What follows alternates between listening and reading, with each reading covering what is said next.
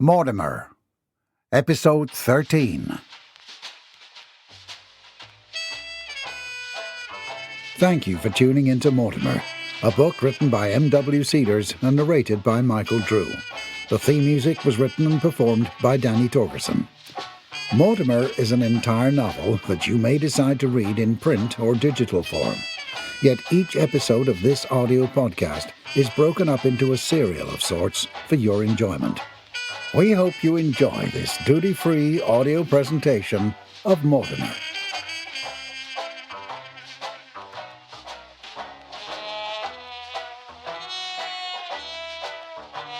Of course, when I was a young vixen, I enjoyed vaudeville and circuses. But now, in my fine age, I will indulge in a radio serial now and then. And this Mortimer show, it's just scandalous enough to pique my interest.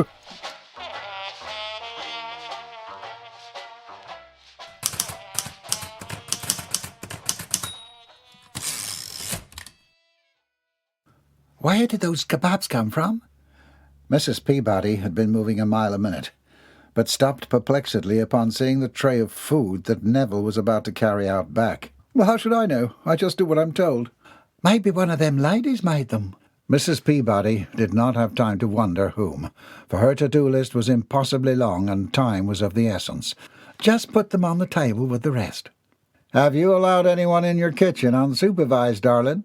Pulling gardening gloves off his hands, Mr. Peabody shut the back door to the kitchen. He leaned in and kissed Mrs. Peabody's cheek. "Oh, Henry, of course not. I've been in here all morning." She allowed herself to melt into his arms for a moment.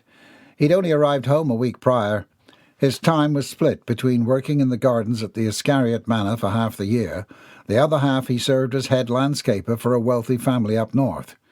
She sighed and then reluctantly pushed away and started pacing again. "I'm sure I forgot something. Oh, there's so much to keep track of." Mr. Peabody sampled a tart from the tray on the counter. "Don't fret. Everything looks perfect. What else do you want me to bring outside?" Neville had returned to the kitchen for another load. "The baskets of rolls on the counter, and there are several pitchers of lemonade in the icebox. Those need to go on the tables outside by the fountain." "Fine." Neville filled his arms and pushed his way back through the door, almost colliding with Milly. "Oh, Milly, darling, grab that basket of rolls and follow Neville." "Okay." She picked up the rolls obediently. "Have you seen Mrs. Dixon? She's been in the library for hours." Mrs. Peabody shook her head. She'd been growing more and more curious, for it had been several hours since the last crash, shriek, or scream. "No, I haven't heard a peep. Oh, I do hope they're almost done. Guests are due to arrive any minute." Mrs. Dixon chose that moment to enter the kitchen. "Where are the Binkleys?" "In the backyard. Jeb's talking with George. He arrived early with the lawn chairs. He tried to sell him tobacco, but George don't smoke," Milly announced. Mrs. Peabody shot Milly a look. "Weren't you bringing the rolls to Neville?" "Okay." Milly sighed as she slumped obediently out through the kitchen doors. "Elizabeth, how did the training go?" Mrs. Peabody checked the stovetop. She was boiling water for the blanching of some fresh vine tomatoes. "We will just have to see." Mrs. Dixon straightened her apron and surveyed the kitchen with approval. "Has the ice cream arrived?" "No, not yet." "Henry, will you be sticking around?" "Wouldn't miss it." Mr. Peabody tossed another tart into his mouth. "Also, keep an eye out for the ice cream truck. The owner of the Georgetown parlour told me himself that they would be delivering our ice cream no later than 4 o'clock today." Ah, Georgetown parlour. Ice cream and soda fountain. Mr. Peabody was impressed. That place has the best ice cream in the South. "Their factory makes the city smell like chocolate." Mrs. Peabody began to blanch the tomatoes. "That's right." Mrs. Dixon swelled with pride. "Only the best for our Mortimer." Neville returned to the kitchen to get the rest of the lemonade as instructed. "Neville!" Mrs. Dixon hurried to his side, suddenly remembering one extremely important detail. "How's the table?" "Perfect. Fine." Neville did not meet Mrs. Dixon's gaze. "What does perfect, fine mean exactly?" "It means that the table is assembled, decorated, and ready for admirers." Neville was being sarcastic, but Mrs. Dixon did not mind. The relief this gave her caused Mrs. Dixon to beam with pride. "You were able to restore the original table?" "Something like that." Neville bumped the icebox closed with his hip. "If you will excuse me." "Wonderful. Oh, and Neville," Mrs. Dixon called after him, "when you've delivered the lemonade, please take your station at the front entrance." The doorbell chimed, causing Mrs. Dixon's heart to jump into her throat. Milly rushed into the kitchen. "Our first guest has arrived. Milly, come here. I have something very important to speak with you about." Mrs. Dixon grasped Milly's small arm and guided her to the corner of the kitchen. Then, in a conspiratorial whisper, she proceeded to tell the young maid of her plan. "You must do exactly as I tell you. Now listen to me carefully. First is the matter of all those to whom it may concern. It has come to my attention that a very curious set of circumstances has taken place in regards to ownership and managerial supervision of the Centennial Shipping Line. This information was, of course, quite shocking, as Mr. Ascariot, upon founding the company, promised that an Ascariot would always run it, thusly ensuring that the founding values of the company would be retained in the inevitable event that ownership transferred. This promise had garnered respect from investors and business partners alike. It provided a foundation upon which the Centennial Shipping Line bases its international acclaim. Upon the tragic passing of Mr. Ascariot, the board of directors, in an effort to follow this directive, had assured the shipping community that the young Mr. Ascariot was predominantly and sufficiently managing the business. Of course, this was to be in part assisted and guided under the support of Mr. Herberger Wolfenstein, as the competency curve would demand a period of tutorship. However, upon receiving the information that Mr. Ascariot is not, in fact, running the company, I conducted a preliminary investigation. My sources have come back, confirming the rumour to be true. This deviation on the part of the Centennial Shipping Line calls into question the economic and financial status of the company. For an unannounced change from the original promise will most assuredly raise concerns among the investors and partners alike. Given my experience with the superior integrity and upstanding attention to communication and honesty in all its forms, my conclusion is that the Centennial Shipping Line shall soon be bankrupt. I do wish to assure you, first of all, that I do hold this private information with the highest respect. I have not shared these facts with anyone, and would, however, rather wish to extend a solution to the board regarding the degraded state of the company. Being in a position of financial viability, as well as your number one competition, the Longhorn Shipping Yard is willing to extend you an offer to purchase the Centennial Shipping Line.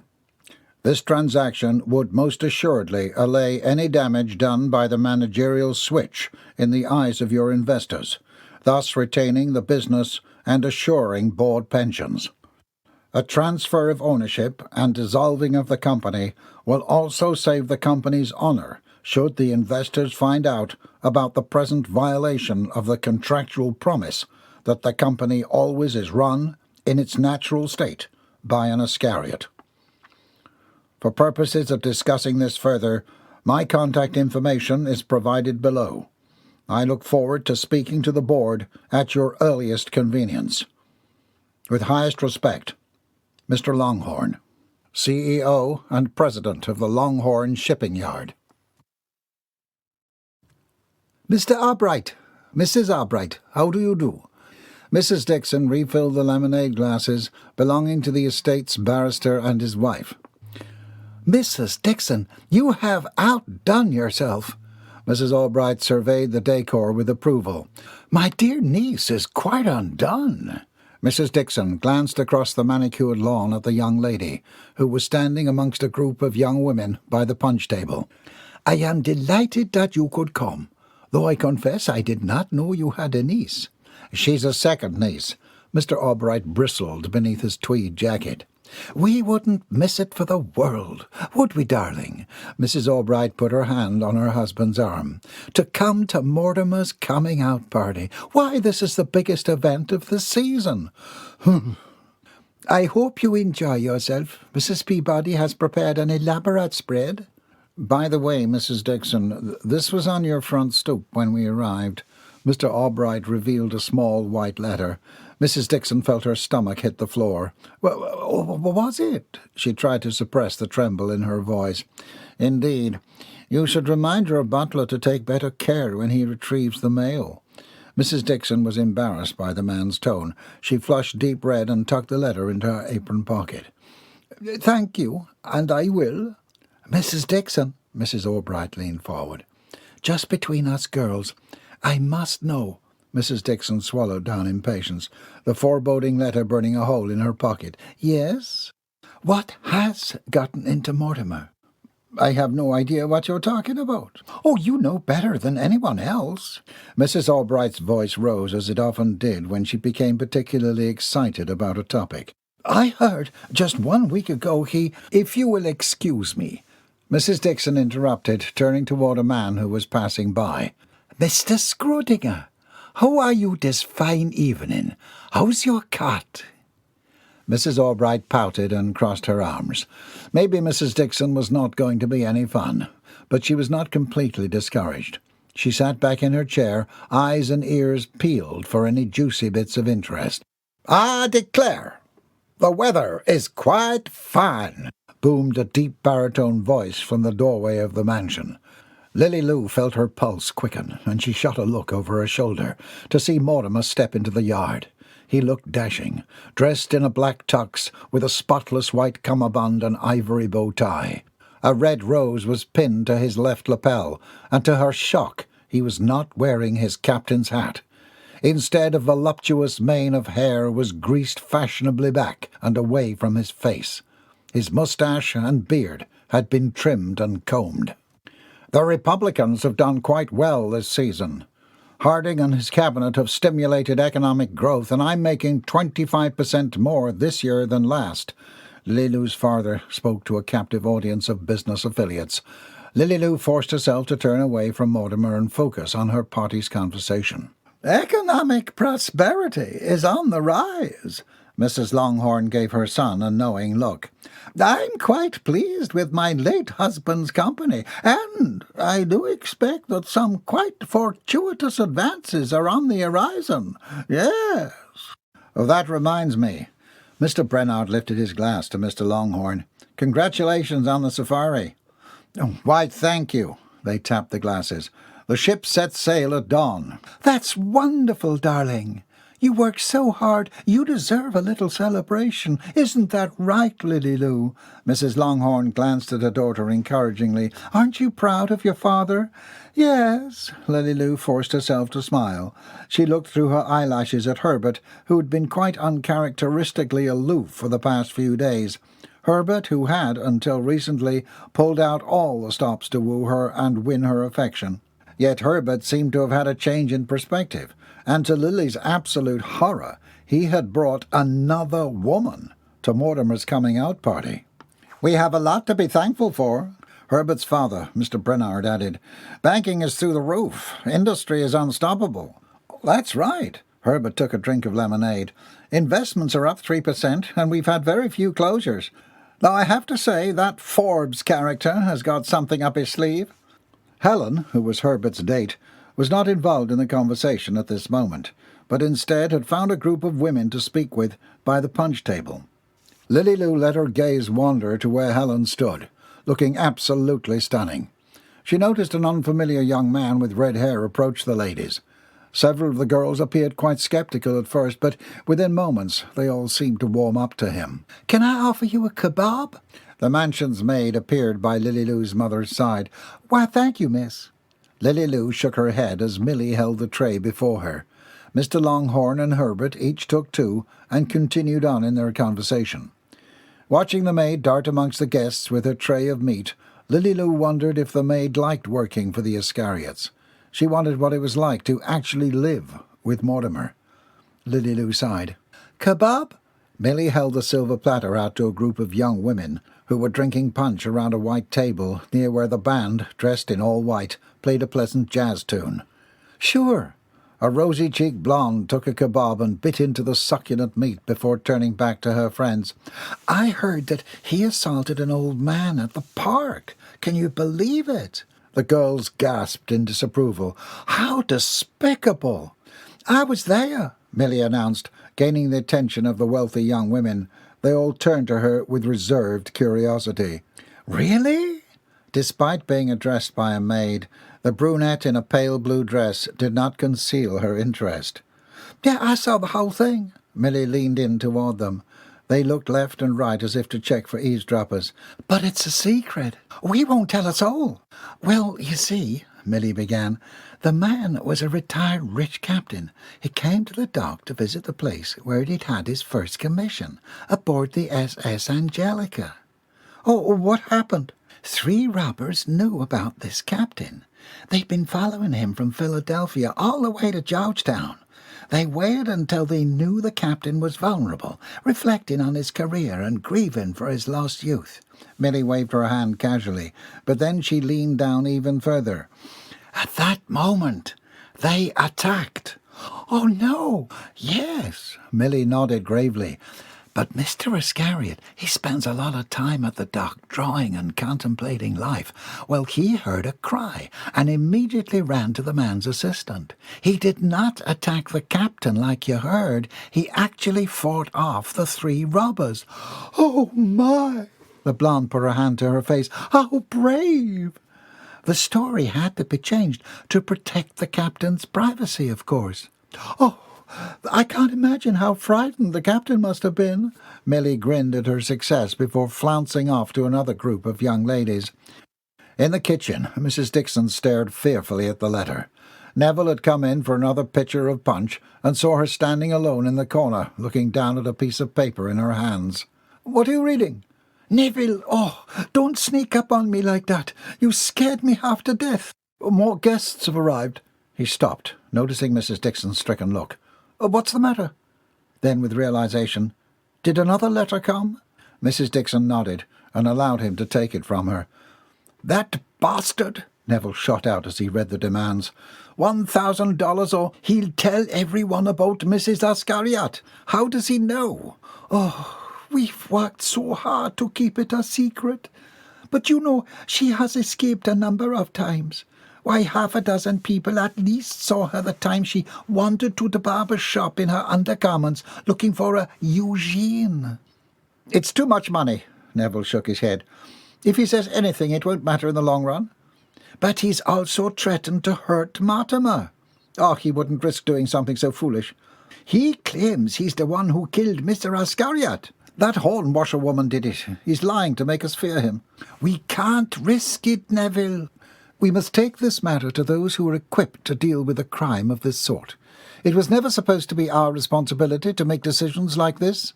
"But because of Mrs. Ascariot's illness, we have no choice. Do you suggest that we do nothing and risk our reputations, Mortimer's life?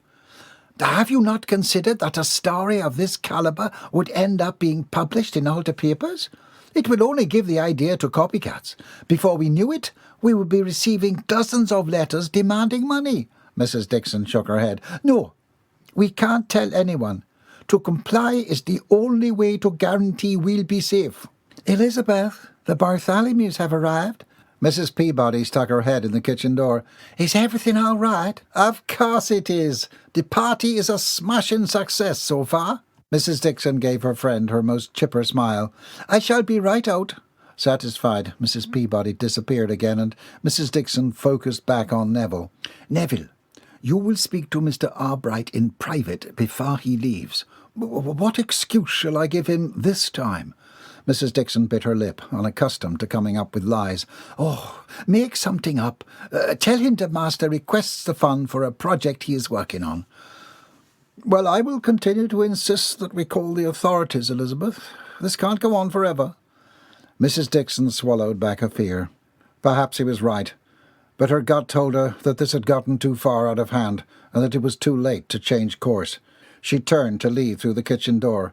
"And Neville, Do not say anything to Philinda. I shouldn't want her to worry on such a happy day.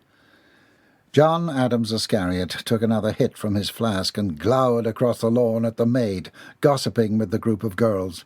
As soon as he was running the manor, he'd see to her lack of efficiency. She could have served 100 more people in the amount of time she'd spent lollygagging with those girls. His gaze shifted over to Mortimer, who quite shockingly looked like an actual gentleman. He'd also not managed to offend anyone in the hour that John had been at the party. He looked down at his expensive gold-encrusted pocket-watch. It was only a matter of time, for Mr. Bartholomew, his wife and daughter, had just arrived. The last time Mortimer had encountered them, he had coined a fairly insulting name. John leaned back in his chair and took another drink. "Mr. Bartholomew, I'm so glad you made it. I do hope that your dear squire will behave in a civilized manner this evening." The older gentleman straightened his tie in indignation. Mrs. Dixon held her breath and took a step away from the man's cavernous mouth. "Adolescence is a trying time, you know. I assure you, Mortimer has quite changed since you two last spoke." Mrs. Dixon turned to the maid who had just approached the newcomers. "Milly dear, can you get our guests some lemonade?" "I prefer whiskey." Mr. Bartholomew's beady eyes scanned the crowd dubiously. "Darling," his wife elbowed him, "lemonade is fine. Or what was that pink liquid I saw?" "Mrs. Peabody's punch." "Oh, that sounds lovely," Mrs. Bartholomew said. "Coming up." Milly zipped away through the crowd. "Hilda," Mrs. Dixon addressed the Bartholomew's daughter, "do tell me what you've been up to." The portly young woman dragged the back of her hand across her nose before pushing her spectacles farther up the bridge. "Etymology." "What is that?" Mrs. Dixon was not convinced she wanted to know the answer. The study of bugs," Mrs. Bartholomew offered with an awkward laugh. "They are not bugs, Mother. They are insects. Here's your punch." Mrs. Dixon sighed in relief at Milly's well-timed interruption. "Thank you, dear." Mrs. Bartholomew took a greedy gulp from her glass. "Mrs. Dixon." Neville was by her side, his voice urgent. "Mrs. Peabody needs you in the kitchen." Mrs. Dixon smiled politely at her guests. "If you will excuse me." Milly remained by the trio, a smile on her face. "Did you hear about how Mortimer saved a nun who passed out in the post office the other day?" The sound of screaming poured through the kitchen door as Mrs. Dixon and Neville entered. "Philinda, Bobby Sue, what is going on here?" Mrs. Peabody had a spatula in her hand and had been in the process of chasing Bobby Sue with it. "This crazed woman is trying to beat the heavens out of me," Bobby Sue wailed. "What's all this noise about?" Mr. Peabody burst in from the servants' entrance. He was wearing a coal-coloured tuxedo and was tying his bow tie as he entered the room. He looked about quizzically as his wife ran to him and burst into tears. "Did I hear a baby?" Mrs. Ascariot entered the kitchen through the main entrance. "What is she doing downstairs?" Neville urged her into the kitchen and pushed the door quickly closed before anyone saw her. "She's wearing a nightgown." "Is it Morty? He needs his bottle." Mrs. Ascariot wandered to the trash receptacle and opened the lid. "Neville, take her upstairs right away." "Dear Mrs. Ascariot, that is the trash can." Neville urged her away from the rubbish. "I've got to find a collar for the new puppy." "Don't you hit me with that." Bobby Sue pointed at Mrs. Peabody, who was waving the spatula with one hand and holding fiercely onto her husband's arm with the other. Neville spoke in soothing tones and urged Mrs. Ascariot from the kitchen through the back door that led around to the servants' quarters and away from where the guests were milling about. Mrs. Dixon turned to the women. "Now, you two, tell me what this is all about. She has disgraced my kitchen." "I have not." "You brought a dead animal into here." "Well, what do you suppose that chicken was that you cooked for supper? Alive?" Mrs. Dixon considered. Bobby Sue had a point there. "My chicken came from the market, not the side of the road." "Quiet!" Mrs. Dixon called above the women's shrieks. "Give me that spatula." Mrs. Dixon yanked the foreboding weapon away from the cook. "Philinda, you go first." "You know how I was unsure about where the kebabs came from? Well, turns out that they were made from the dead possum Percy dragged into the house." "You made Ricky into kebabs?" Mrs. Dixon turned to Bobby Sue. "And they're a big hit, too." Bobby Sue's face shone with enthusiasm. "I heard someone say they were the tastiest kebabs they'd ever tasted." Mrs. Dixon pressed her fingers into her eyes. "Oh, I can't handle this right now. Let's just bring in all the remaining kebabs and speak no more of this incident." "Well, there's just one wee little problem with that." Bobby Sue peered sheepishly at Mrs. Dixon. "What's that?" "They're all gone." Mrs. Dixon was speechless. Bobby Sue shrugged, a smile at her lips. "Well, they were so popular, you know. Everyone, well, they ate 'em all up." Mrs. Dixon was silent for a moment as the words sank in. She had just fed the richest, most austere people in Georgetown and the surrounding area roadkill. She, Mrs. Dixon, the nanny with class, had fed all of her guests, the people she had brought in to woo so that one lucky lady could marry her squire. She had fed them dead possum. Not just any dead possum, but a dead possum named Ricky. Orange yawned and shifted in the seat of the patrol vehicle. He'd been sitting at the corner of 3rd and Elm for 3 hours now and hadn't seen a single person. During this time, however, Orange had successfully fallen asleep 6 times and had lost almost all feeling in his buttocks. It was the small accomplishments in life that mattered most. Unfortunately, this was likely to be Orange's only assignment for the foreseeable future. After his atrocious job being an interrogator to that ridiculous Ascariot fella, who then wound up robbing a post office the same day he'd been released, Orange's superintendent had been so outraged that instead of firing the young and aspiring officer, he'd reassigned Orange to the most loathsome duty given to a police officer: nabbing nocturnal lawbreakers. He was to keep a lookout for anyone that was driving recklessly, behaving recklessly, or anything else questionable or suspicious, especially recklessly questionable or suspicious. His supervisor was a thorough man. The evening shift was the worst shift, and the car he'd been given was slower than a horse and buggy. Orange was convinced that the seats were made out of straw. He stretched again, and then a pair of headlights appeared coming up from the dock. His heart skipped a hopeful beat. "Now what do we do here?" Orange shifted in his seat and narrowed his eyes. The sun was setting, and John Adams was drunk.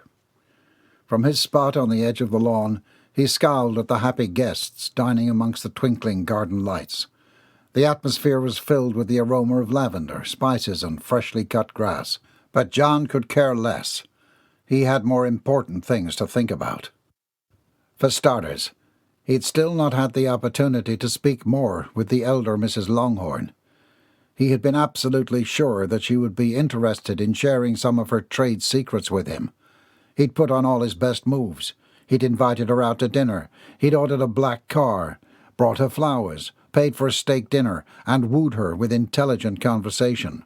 When he'd invited her to the party tonight, he had all but assumed that she would be spending it with him, plotting how he could take over both the Centennial Shipping Line and Longhorn Shipping. He tipped his flask up, and the last drop fell onto his tongue. He'd have to see about getting more. The Ascariots had locked up their wine cellar since the prohibition, but John knew where the key was. He did not consider the occasional visit trespassing. He was family, after all. John pushed up from the table and started across the lawn. "How do you do?" A redhead stopped by his side. "Don't I know you?" John squinted in the darkening light. "I'm Percy." John was suspicious. The young man had red hair like he remembered his sister-in-law's nephew Percy having, but this gentleman did not fit the bill of backcountry moron. The Percy he had met years ago was a hillbilly, not a refined man wearing a tux. "Prove it." "I assure you, good sir, I be telling the truth." Percy flinched at his error while speaking. Good thing Mrs. Dixon didn't overhear him, or he'd be knee-deep in ice. "Come with me," John said, and he led the boy across the lawn. Then, just before the house, he cut left and went into a little stone hut. Opening the door, he welcomed himself inside. "Where are we going?" "The wine cellar." This caught the young man's interest. "Wine?" "This party's drab. Let's say we spice it up a bit." John took the key off the hinge that was hidden alongside the door and unlocked it. Silently he replaced the key and moved quickly down the wooden steps into the underground room. The ceilings were fairly low, and the floor was cool and made of dirt. Shelves upon shelves of bottles lined the walls, and wooden racks were set up to make aisles through the middle of the room. "What's all this?" Percy's eyes widened with awe. "This, my man, is the vodka shelf. Then we have whiskies, tequila, scotch, bourbon, and gin. The periphery there and there is lined with white and red. What about beer?" "Doesn't keep." John wandered down the gin aisle. His brother had always had a taste for liquor. It was no wonder he was dead. Mortimer Ascariot had been a certifiable drunk. If that explosion hadn't killed him, booze would have. John sniffed with condescension and pulled a lovely cobalt-blue glass bottle off the shelf. "This'll do." "What's that?" Percy approached him curiously. "Gin. Blends with most everything. You can hardly taste it." "It looks like water." "Good gin does." John agreed, opening the bottle. Percy felt a thrill as he watched the man expertly pour the alcohol into a flask. "Here you go." John handed Percy the bottle. "Take a drink." "You sure?" Percy looked behind him, convinced that at any moment Mrs. Dixon would pop out from around a corner. "My mamma forbids drinking of any sort. Says her pa was a drunk." "You never had booze on the farm?" John was genuinely surprised. Percy shook his head. "Don't tell me that a young, adventurous man such as yourself never nipped the bottle." "I get myself into trouble, don't get me wrong, but I ain't gonna be a drunk like my grandpa. Besides, ain't it illegal?" John grinned. "Oh, I'm not suggesting you get drunk. Just try a taste." Seeing as he'd already endured enough torture in school to last a lifetime, Percy felt that he deserved a little moment of indulgence. Having a drink wasn't the same thing as being drunk, or even making a habit of drinking. He accepted the bottle, and before he could talk himself out of it, Percy took a drink. "Oh, doesn't taste like water." Percy spluttered and coughed. John laughed and slapped a hand across the younger man's back. "That'll put some hair on your chest." "Oh, it's disgusting." "It'll go better with some punch." John winked in good humour, satisfied with his mission of a refill. He started up the stairs. "You coming?" Percy looked at the bottle that remained in his hand. "What do I do with this?" "Don't ask me. I had nothing to do with this whole little escapade." John stopped at the top of the stairs, grinning odiously. "But you can call me your guardian angel for giving you the key to making this party tolerable."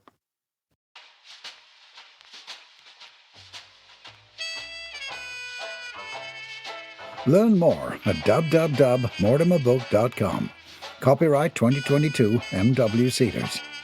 Written by M.W. Cedars, the author's pseudonym, audiobook performance by Michael Drew.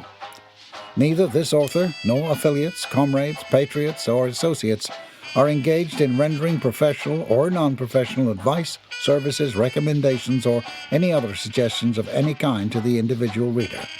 This book is purely fiction, and all opinions and all likenesses of characters, industries, cities, or associations with any place or anyone you know are purely coincidental. Thank you for subscribing to Mortimer, a book written by M.W. Cedars and narrated by Michael Drew. The theme music was written and performed by Danny Torgerson. Be sure to download the next episode.